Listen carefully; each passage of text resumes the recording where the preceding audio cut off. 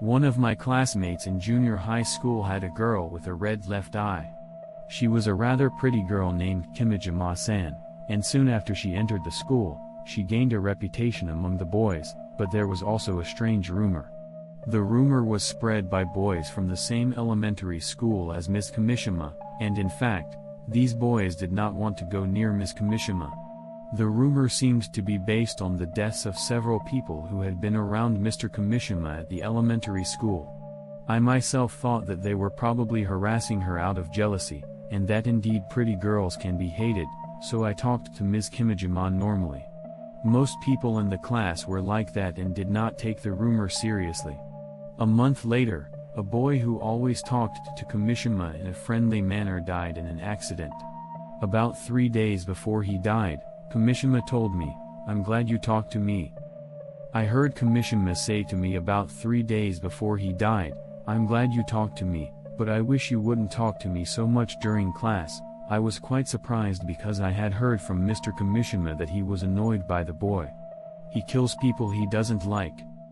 This came to the forefront of my mind, and although I am ashamed to admit it, I became afraid that Kimishima would dislike me in a strange way, so I began to avoid interacting with him more than necessary. The same seemed to be true for the others, and after that, the number of people around Kimishima suddenly decreased, and Kimishima-san was always alone. 1 year later, in the second year of junior high school, there was another incident. Rumors about Kimishima remained the same as ever, and those who switched classes with her were quite creeped out by her red eyes. Some were even whispering behind her back.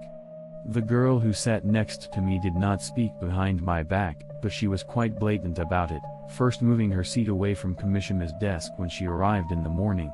Those of us who had been in the same class from the previous year, including myself, sensed a sense of danger in the overall atmosphere of the class. I personally didn't like to hear the slurring and snide comments, but we had also been avoiding Kimishima for a year, so I couldn't tell him to be more normal. It was a school day in the middle of summer vacation. Our school was supposed to hold a disaster drill that day. The teacher was talking about how to spend the rest of the summer vacation, and then the school announced the drill and we started to evacuate to the schoolyard. I was at the top of the stairs, so I was still okay, but those at the bottom were crushed by the overflow and in quite a dangerous situation. 3 people had broken bones and 1 was taken by ambulance to the hospital unconscious. The unconscious child was the one who always shifted seats next to Kimishima. Fortunately, the boy regained consciousness, but he never returned to school and transferred to another school. Since then, there has been no more backbiting about Kimijima in class. There were more and more people like us who kept their distance from him without saying anything or treated him with a gentle attitude. There was no one in our grade who did not know about Kimishima, and the atmosphere of the entire grade became that of keeping one's distance from him without saying a word and showing a kind gesture once in a while. Eventually, from then until high school, everyone's attitude toward Kimishima remained the same, but no one died or was injured. Kimishima went to an all-girls school a little ways from our hometown, and to my surprise, it was my first choice, and I went there too. Besides Kimishima and myself, about 5 other students from our junior high school went to that all-girls school. Kimishima and I were in the same class again. We had been in the same class for a total of 4 years since the first year of junior high school, but we still did not talk to each other. Kimishima's red eyes attracted everyone's attention and became a topic of conversation for the April girls who were trying to make friends with each other. Just like when I first entered junior high school, people gathered around Kimishima. That rumor was spreading fast, but no one seemed to believe it.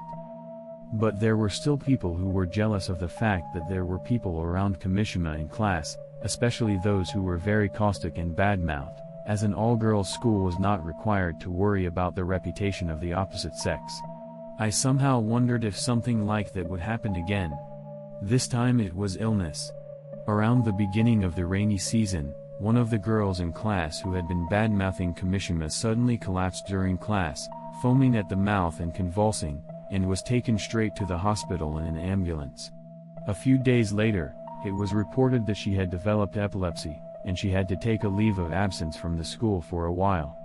Furthermore, right before the summer vacation, in the middle of the final examination, one of the leading girls in the class, who had also been bad-mouthing Kamishima, suddenly stopped coming to school. Another few days later, the homeroom teacher informed us that the child had developed acute leukemia and was in the hospital. Just as 3 years earlier, everyone's attitude toward Kamishima changed. Everyone acted as if no one was there. I was one of them. Kamishima had gotten used to it by now and was always reading books and spending quiet time during recess. When I was going into my sophomore year of high school, a child with leukemia died. The other boy with epilepsy did not seem to come back, although I do not know what happened to him. I was in the same class as Kamishima again. This was the 5th year in a row. On the first day of school in spring, I was tapped on the shoulder and turned around to see Kamishima standing there. "We're in the same class again, aren't we? Nice to meet you." I was so embarrassed that I couldn't think of anything else to say. I replied with a stifled laugh. I had been avoiding getting involved with him, so I was nervous when he spoke to me. Kamishima, perhaps understanding my feelings, said nothing more and left me alone. For the next 3 months and a bit until the final exam of the first semester, no one talked to Kamishima in class. It was because almost everyone knew what had happened in junior high school and the 2 classmates from the previous year. The kids who usually said things like, "Ghosts are impossible," or "If a curse could kill people, we wouldn't have any trouble," when it came to Kamishima, didn't want to approach him, saying, "But just in case, just in case." I will never forget that 2 days before the final examinations for the first semester of the 2nd year of high school began, I was on my way home when Kamishima called out to me. He said, "Hey, Akane, can I talk to you for a minute?" Akane is my name. I was puzzled, but I said, "Yes, well, it's okay. I'll read this letter to you later, okay?" It was a letter in a white envelope. To be honest, I was scared and didn't really want to take it, but I didn't want to push it back, so I took it. That night, in between studying, I opened the envelope and looked inside to see beautiful letters spelled out on letterhead. The letter stated, "Dear Akane, this is the 5th time this year that we are in the same class. We don't talk much, and I don't know if I can call you a friend, but as a classmate, I have a favor to ask you. As you know, I am not well liked by people. They all try not to look at me and keep me away from them. So I am sure that everyone will forget about me as soon as I am away from them. People don't remember things they haven't seen, so I am sure that I will soon fade away in their memories. So I have a favor to ask you. I don't know how you saw me, but you have been in the same class for a long time and have spent more time in the same classroom than any other person. I am sure you have spent more time looking at me than the others. I am sure that my image blurs more slowly than others. If I were gone, I would want you to remember my image as much as possible. If possible, I would want my father and mother to tell them what I was like in school. If I am not remembered by anyone, it would be as if I had never been there in the first place. I don't want it to be like I never existed, even though I certainly was there. So please remember me. Sorry for the sudden letter. From Kamishima." Thinking that this letter might be a bad idea, I called my homeroom teacher, even though it was late at night.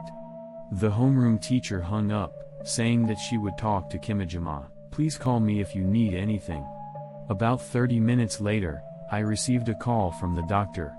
The content of the call was shocking. When Kimijima's mother received a call from her homeroom teacher, she went to call Kimijima to her room to put him on the phone, where she found him lying on the floor. She informed me that he had just attempted suicide and was immediately rushed to the hospital where he was currently undergoing treatment. The doctor said he was going to the hospital now, so I decided to go there with some hesitation.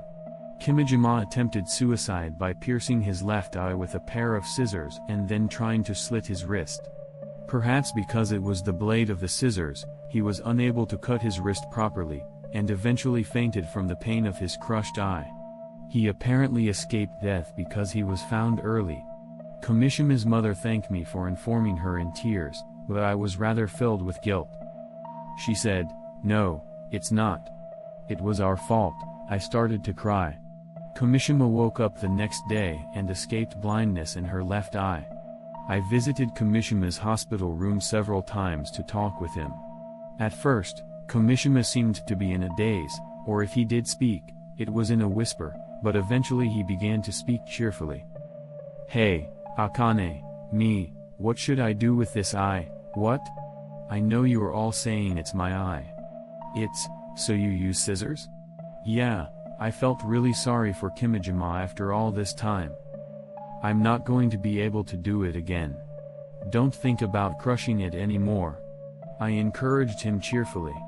I told her cheerfully, "Everything you've done so far is just a coincidence. If you want, I'll be the exception and prove it.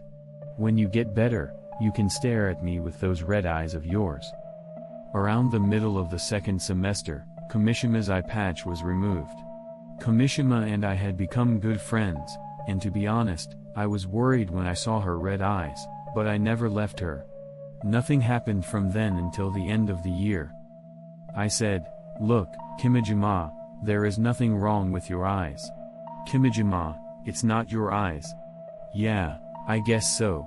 We were both relieved. But soon after the start of the third semester, I fell ill.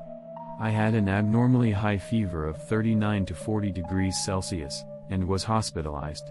The doctor said it was probably just a cold, but no matter whether I was given intravenous fluids or fever reducers, the fever did not go down, and I was in a coma. After the fourth day of temperatures over 40 degrees Celsius, I seemed to lose consciousness, and I have no memory of it. According to my parents, Kamishima came to me. She said, "Why? I love Akane so much. I love you, Akane." The doctors couldn't figure out why my fever wouldn't come down, and they said my body was very weak and in danger, but by the seventh day, my fever was completely gone and I was fine. Then my mother told me about Kamishima. Kimijima is in another hospital. She hurt her eye, you know, what? I went to see Kamishima as soon as I got out of the hospital. The first time I went to see her, she was all smiles. I was so happy to see her. He welcomed me with a smile, but his eye patch was painful. Kamishima is almost blind in his left eye. They will try several more surgeries, but it is hopeless. I spoke to Kamishima's mother, who was crying because she had poked him in the eye again with a pair of scissors. It was the next day when she came to visit me unconscious. I heard that there was a lot of red blood, but Kimijima-san was still smiling happily. Why is she like that? I saw her mother's eyes as she cried, but they were a normal brownish-brown color. Kimijima eventually went blind and had to have a prosthetic eye put in. Kamishima, who had a prosthetic eye put in, had trouble with the distance, though. I did it. It's a black eye. Beautiful. She looked really happy. We later graduated from high school and went to the same women's college, and we are still good friends, but I haven't fallen since then. I don't know if it was really because of those red eyes or if it was just a coincidence, but I think it's okay as long as it's good now. This concludes this story. Thank you for listening to the end.